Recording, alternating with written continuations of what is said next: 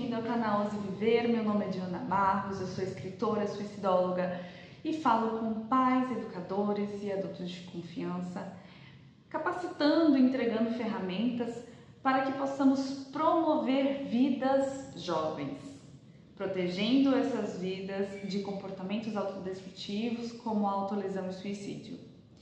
Juntos, nós podemos ajudar esses jovens a continuar vivendo, construindo seus sonhos e acreditando no futuro. Antes de mais nada, não se esqueça de se inscrever no canal e ativar o sininho para que você seja notificado dos próximos vídeos. No vídeo de hoje eu vou falar sobre um assunto muito sério e urgente, como sempre, sobre como combater o suicídio de jovens negros através do fortalecimento da autoestima. E a população negra é uma população extremamente atingida pelo fim trágico do suicídio e por comportamentos autodestrutivos.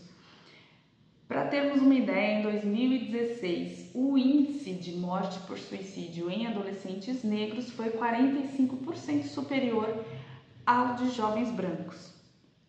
E isso se dá muito, a principal causa dessa situação é o racismo estrutural.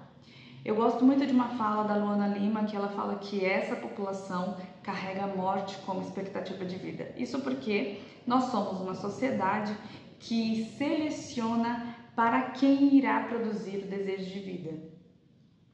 Isso é muito complexo, porque o que nós podemos fazer para mudar essa realidade e proteger essa juventude negra?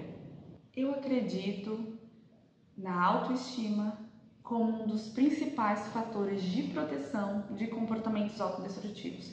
Em suicidologia, a gente costuma falar de fatores de risco e fatores de proteção, que são basicamente os riscos, o que te aproxima, né, do comportamento autodestrutivo e do risco do suicídio, e fatores de proteção são aqueles que te afastam do comportamento autodestrutivo e do risco de suicídio. É basicamente coisas que podem te conduzir a perder o desejo de viver e coisas que podem te fazer manter o apego à vida. E a autoestima é um dos fatores de proteção, ou seja, é um motivo para que nós possamos nos agarrar à vida. Da mesma forma, a baixa autoestima é um fator de risco para suicídio e comportamento autodestrutivo de uma maneira geral, porque nos aproxima da desvalorização da nossa vida como indivíduos únicos. Eu costumo nomear a autoestima como um dispositivo de segurança. Eu falei isso no meu livro e eu costumo falar isso nas minhas redes sociais. Para mim, cinto de segurança e autoestima têm uma relação muito grande. Para você entender o meu ponto de vista sobre isso, imagine que você está ocupando um assento no carro que não é provido de airbag, ok? O seu único dispositivo de segurança ali é o cinto de segurança. Não significa que em todos os acidentes graves, uma pessoa que não esteja fazendo uso do cinto de segurança vai morrer ou provocar a morte de alguém dentro do carro. Mas, em um risco de um acidente grave, qualquer pessoa sem o cinto de segurança vai, no mínimo, ficar com lesões graves ou consequências, né, e pode vir a morrer por conta da falta desse dispositivo de segurança. E essas consequências, caso ela se mantenha viva, pode ser arrastarem para o resto da vida.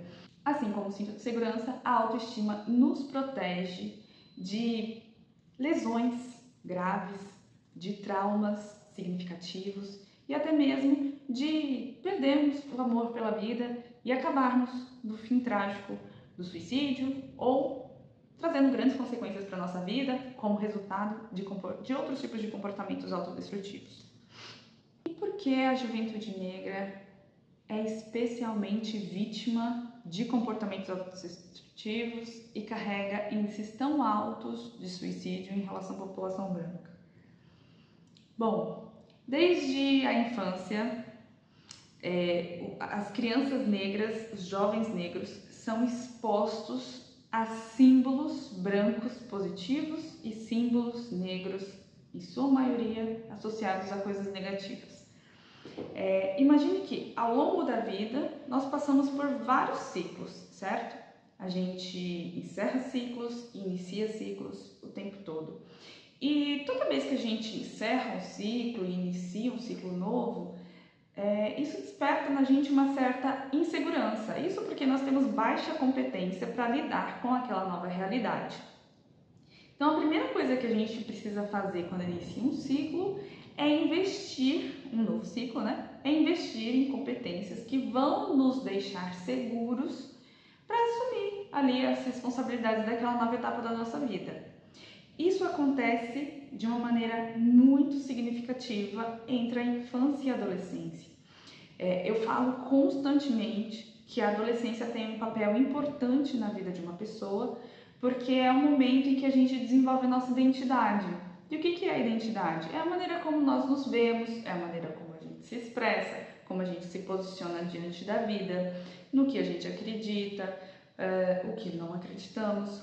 Tudo bem que essas coisas são moldadas várias vezes ao longo da nossa vida, mas nessa etapa nós deixamos de ser somente uma extensão da família, uma extensão da mãe, do pai, e passamos a nos enxergar como indivíduos. Então a gente passa a ter uma individualidade, sermos para nós mesmos uma pessoa única. Só que nesse momento tem muitas coisas acontecendo, inclusive a mudança de ciclo, né? De uma infância onde você era totalmente suportado, onde você era mais acolhido, onde você recebia mais ajuda do que cobrança, e passa a uma outra etapa da vida onde você começa a ser pressionado, a ter atitudes de adulto, mas você ainda tem desejos de criança, você passa a receber cobranças da vida e precisa também desenvolver a sua própria capacidade de estar penetrando nos grupos sociais e conquistando esse espaço dentro dos grupos para você pertencer. Então, na adolescência, isso acontece de forma especial. Os adolescentes, eles estão tendo desenvolvimentos no cérebro e na personalidade, de uma forma que eles possam, através dos pares, das comunidades onde eles convivem, desafiarem aquele ambiente para serem aceitos. Então eles se aproximam mais desses ambientes externos e se afastam um pouquinho do núcleo familiar, para que eles possam ali começar a desenvolver o seu jeito de ser, começar a perceber o que eles precisam ser, como eles precisam se expressar, para que sejam aceitos nos seus grupos.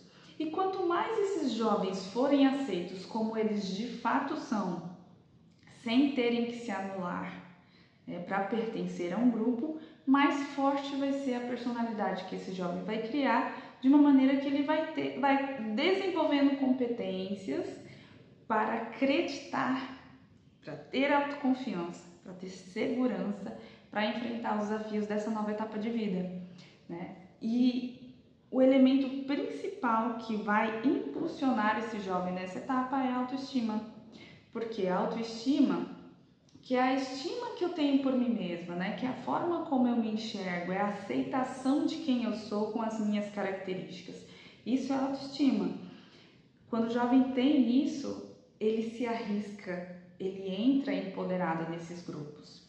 Mas para que a gente tenha a autoestima desenvolvida o suficiente para que nessa etapa da vida, mesmo com a insegurança, a gente consiga, né, ter jogo de cintura para penetrar nos grupos e criar ali a nossa identidade a partir de relacionamentos, porque somos seres relacionais e precisamos do convívio com outros pares para que a gente possa, né, ganhar competências e nos tornarmos um indivíduo realmente capaz de sonhar, não só de sonhar, mas de sonhar e construir e realizar sonhos, né, concretizar sonhos. Então, como a gente constrói a nossa autoestima? Muito com base nos símbolos, nas referências que nós encontramos ao longo da nossa vida.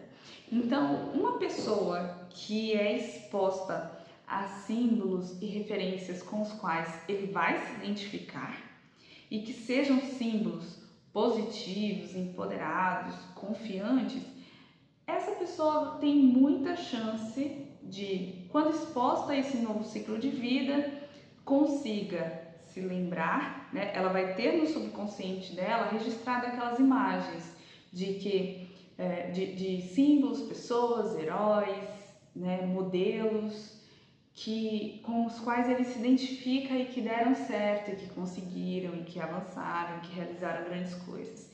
Então é muito importante que os jovens e as crianças sejam expostos a bons exemplos, né? A exemplos de força, de transformação, de capacidade de realização, tenham exemplos gentis, né? De posições de gentileza, de comportamentos éticos, né? E isso tudo vai moldar essa personalidade de uma maneira como que, quando ele for para a vida, desenvolver a personalidade dele, ser um indivíduo único no mundo, que a gente começa a ser um indivíduo a partir do momento que a gente começa a desenvolver a nossa identidade, ele vai ter capacidade de se lançar, de acreditar em si mesmo e de, mesmo que ele não seja aceito em alguns grupos, ele consiga fazer um movimento para encontrar um grupo em que ele seja aceito e possa ali ter uma experiência de saúde mental organizada e positiva. Mas o que acontece quando nós estamos falando de uma infância de jovens negros, de crianças negras? Nós vivemos numa sociedade que embranquece o positivo e escurece o negativo. Então a gente encontra com muita facilidade referências brancas entre escritores, atores, artistas, descobridores, pesquisadores, inventores, heróis, princesas, né? E até mesmo nas notícias da televisão, nos convidados dos programas de auditório, etc. É muito fácil encontrar exemplos brancos positivos e muitas vezes os exemplos negros que são expostos na mídia são muito relacionados à pobreza, criminalidade, são muito associados a questões negativas. Imagine uma criança que ao longo de uma vida inteira é bombardeada com essas imagens que associam a imagem dela com que ela se identifica, né? Ela percebe que aqueles que se parecem com ela, que são pessoas mais pobres, com menos escolaridade, com maior tendência à criminalidade, com maior níveis de mortalidade, e percebem com a experiência própria do racismo estrutural que toda aquela violência é contra o seu próprio corpo, né? Infelizmente, o racismo é uma violência contra corpos negros. E quando você sente que a sociedade é violenta contra o seu corpo, o que mais você pode fazer para se proteger ou se entender um indivíduo que tem o direito de viver? Ou como diz, né, a Luana Lima, faz parte de uma sociedade que inspira em você o desejo de vida. Bom, com essas referências distorcidas, a população negra, na sua maioria, cria uma autoimagem muito distorcida e acaba se construindo de uma baixa autoestima e passa a ter dificuldade de pertencimento a grupos. Logo, ela encontra grandes desafios nesse processo natural da adolescência, do desenvolvimento da sua identidade, porque ela não tem força de caráter, força de autoaceitação, de confiança, de segurança para se lançar a tentativa de pertencimento a esses grupos. Muitas vezes, quando ela se arrisca, ela se depara com o racismo, com a discriminação e com esses símbolos e essas referências que distorcem a própria imagem dela. O importante é que nós, como pais, educadores ou adultos de confiança da juventude, possamos reconstruir essa narrativa. E isso precisa ser urgente, fortalecer a identidade negra dos jovens e principalmente das crianças. Então, o papel dos adultos, dos pais, é trazer para essa juventude símbolos e referências positivas para favorecer a construção de uma identidade negra fortalecida. E como é possível fazer isso? Bom, os pais podem trazer referências da TV, envolver-se em grupos e comunidades negras, trazer bons exemplos de palestrantes, de pesquisadores, doutores, inventores, heróis, buscar filmes, desenhos em que as crianças sejam expostas a bons exemplos com os quais ela possa se identificar. E se identificar é identificar a sua imagem associada a algo bom, tá? E o papel dos professores qual é?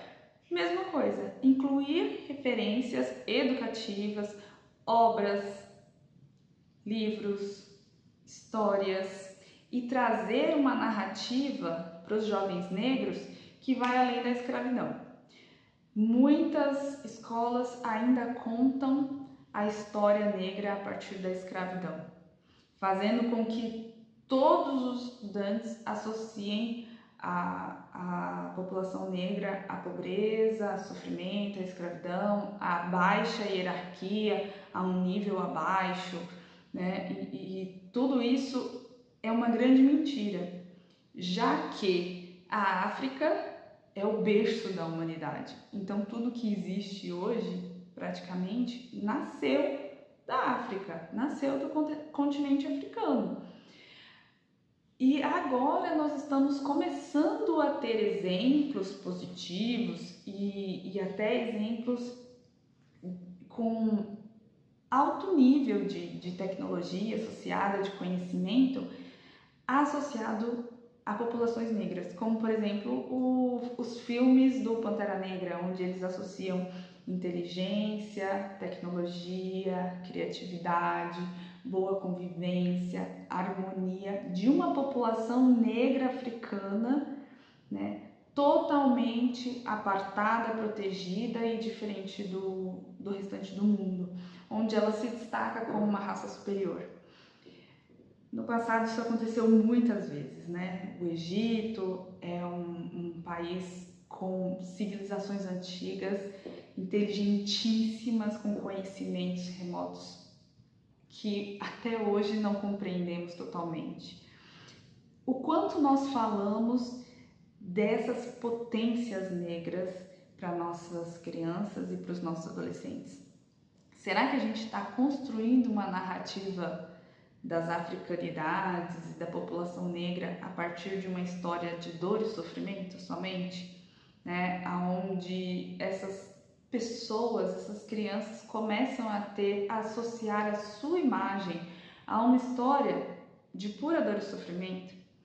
Tudo bem que no desafio, no sofrimento, a população negra também se mostrou muito resiliente, muito capaz de ter flexibilidade frente a desafios e capaz de continuar escrevendo a sua história e revolucionar também a sua própria história a partir de um quadro que dificilmente havia uma saída positiva, E hoje a gente está começando a mudar essa história. Isso também é uma forma de enxergar a capacidade e a potência do indivíduo negro para se refazer diante de dificuldades e desafios que a vida pode apresentar. Mas será que a gente está dando esse ponto de vista para os adolescentes, para as crianças?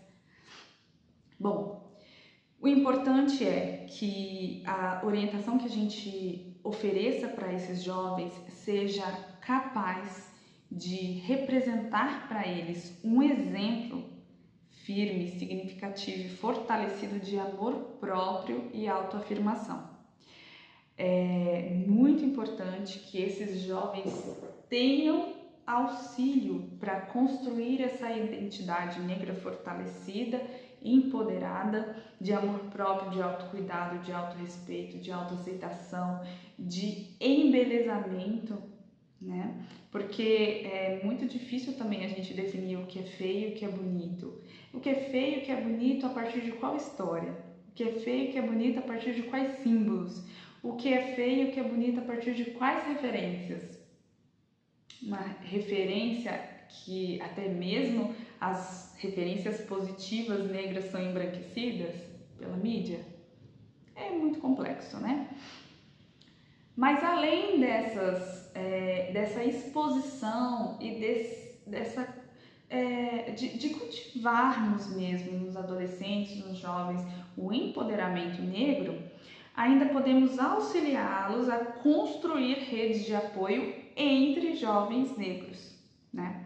Eu até vou deixar aqui como referência a série This Is Us, né? Onde tem uma história central ali de uma família, né? Com trigêmeos, onde uma das crianças morreu no parto e houve então uma atitude positiva daquela família diante da dor, em que ela adotou um jovem negro que tinha sido abandonado pela família, né? Então esse bebezinho negro, ele é criado numa família branca, num bairro branco, com uma cultura, uma religião, uma exposição 100% branca, né?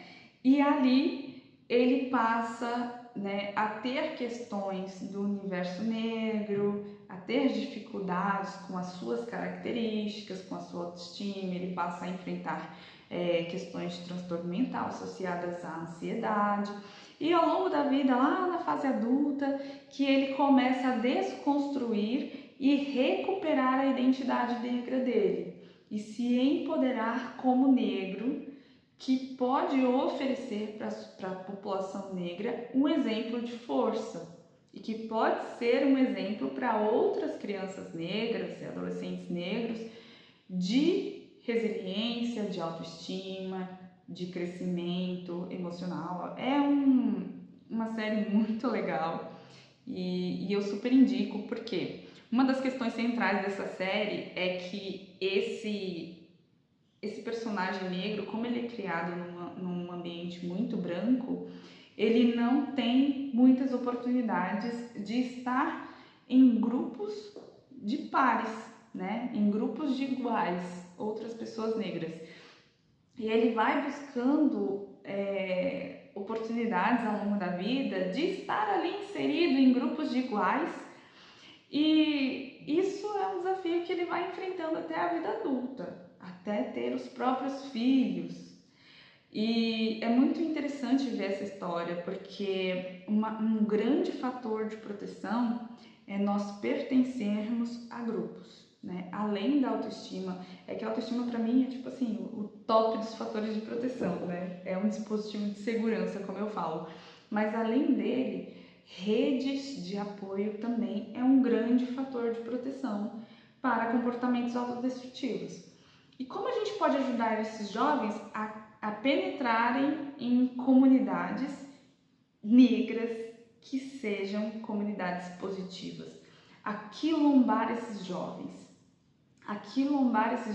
de uma forma com que eles possam se autoafirmar, reescrever essa história juntos e juntos construírem uma narrativa de fortalecimento dessa identidade negra e também uma narrativa de denúncia do racismo, de posicionamento contra a discriminação, o que vai auxiliar esse desenvolvimento da identidade, de uma identidade empoderada, que sente a força dos seus ancestrais correndo nas suas veias, sabe?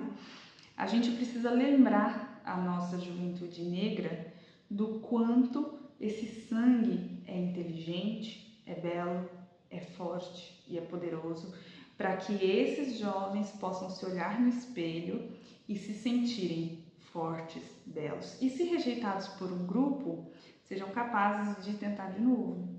E não permitir que isso destrua a identidade dele. Não, eu não consegui encaixar nesse grupo porque provavelmente a gente não tem nada a ver mesmo. Eu vou procurar outro porque o problema não está em mim. Então, quando a gente tem autoestima, a gente percebe que o problema está no meio, que o problema está na sociedade. A gente tem capacidade de denunciar essas injustiças.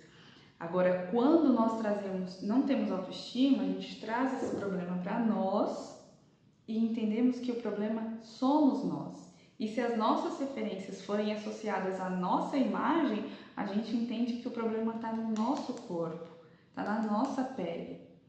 Porque a sociedade é violenta contra corpos negros. E se eu entendo que o problema está no meu corpo, as primeiras atitudes que eu vou tomar automaticamente são atitudes de comportamento de destruição do meu corpo, né? Comportamentos autodestrutivos.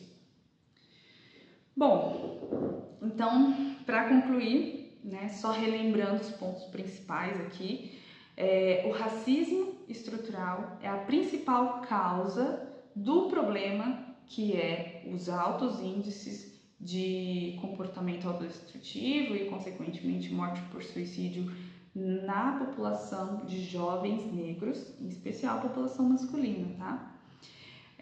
Nós podemos ajudá-los desconstruindo os estereótipos e fortalecendo a identidade negra desde a infância. E isso tem que ser feito por pais, professores, mídia, política. Isso tem que ser feito por toda a população, por toda a sociedade. A sociedade é violenta contra corpos negros. A sociedade precisa se reescrever. Mas dentro das famílias, nós podemos iniciar essa transformação. E dentro da sala de aula também, trazendo essas referências para fazer parte do ensino. E como um outro ponto de ajuda é auxiliar esses jovens a construir grupos, a aquilombar essa juventude para que eles possam oferecer entre eles apoio e construir juntos essa autoimagem, reconstruir juntos essa autoimagem. Potencializar a identidade negra é fundamental para que a gente possa combater o racismo internalizado e prevenir o suicídio juvenil da população negra. Então, fortalecer a identidade negra é o antídoto contra o veneno do racismo, e quanto mais fortalecermos os nossos jovens, mais salvaremos vidas e seremos capazes de reconstruir a autoestima que foi roubada do povo negro. A escravidão e o racismo roubou algo muito sério do nosso povo, que é o seu principal dispositivo de segurança, a autoestima e o amor por isso aqui, pelo seu corpo e pela sua pele. Então, que possamos fazer com que os nossos jovens, as nossas crianças, voltem a enxergar nessas veias, nessa pele, nesses olhos, nessa boca, nesse nariz, nesses cabelos cacheados, possam enxergar a potência das suas civilizações, a potência da sua ancestralidade, realmente consciente da nossa identidade negra.